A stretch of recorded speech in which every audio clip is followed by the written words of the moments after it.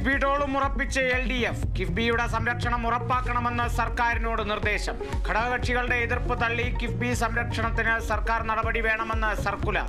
ഇടതുമുന്നണി സർക്കുലറിന്റെ പകർപ്പ് കേരള വിഷൻ ന്യൂസിന്.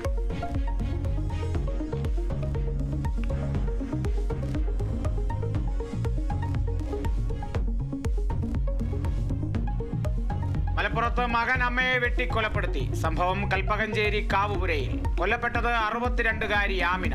മകൻ മാനസിക പ്രശ്നമുള്ളയാളാണെന്ന് പോലീസ്.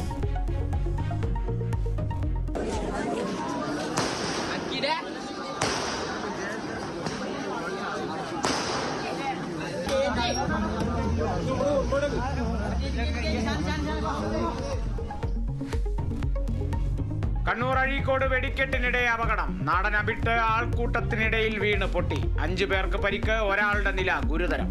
അപകടം നീർക്കടവ് മുച്ചിരിയൻകാവിലെ ഉത്സവത്തിനിടെ.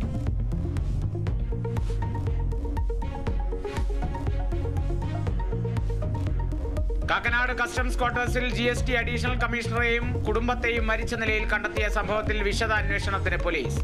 മരിച്ചത് ജാർഖണ്ഡ് സ്വദേശി മനീഷ് വിജയും സഹോദരിയും അമ്മയും. സഹോദരിയുമായി ബന്ധപ്പെട്ട വിവാദങ്ങളാണ് കൂട്ടാത്മഹത്യയ്ക്ക് കാരണമെന്ന് നിഗമനം.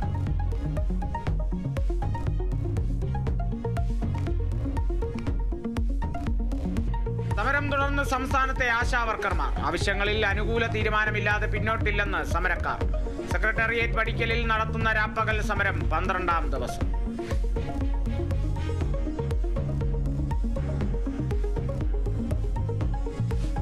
മസ്തകത്തിൽ മുറിവേറ്റ് കോടനാട് ചികിത്സയിലുള്ള കാട്ടുകൊമ്പന്റെ ആരോഗ്യനില ഗുരുതരമായി തുടരുന്നു. ആഴത്തിലുള്ള മുറിവിലെ അണുബാധ തുമ്പിക്കൈയിലേക്കും പടരുന്നു. ശ്വസിക്കാൻ ബുദ്ധിമുട്ടെന്നും അണുബാധ സാധ്യത കൂടുതലെന്നും ഡോക്ടർമാർ.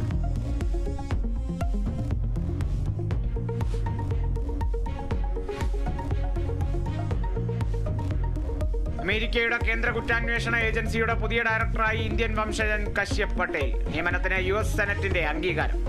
തലപ്പത്തേക്കെത്തുന്നത് FBI അടച്ചുപൂട്ടണമെന്ന വിവാദ പരാമർശം നടത്തിയ ട്രംപിന്റെ വിശ്വസ്തൻ.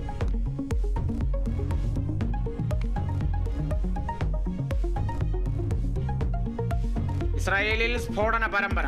ടെലവീവിൽ 3 ബസ്സുകളിൽ സ്ഫോടനം. 2 ബസ്സുകളിലെ ബോംബ് നിർവീര്യമാക്കി. നിർത്തിയിട്ടിരുന്ന ബസ്സിലായതിനാൽ ആളപായമില്ല. ഭീകരാക്രമണമെന്ന് ഇസ്രായേൽ. വെസ്റ്റ് ബാങ്കിൽ വ്യാപക പരിശോധനയ്ക്ക് നിർദ്ദേശം നൽകി ഇസ്രായേൽ പ്രധാനമന്ത്രി ബെഞ്ചമിൻ നെതന്യാഹു.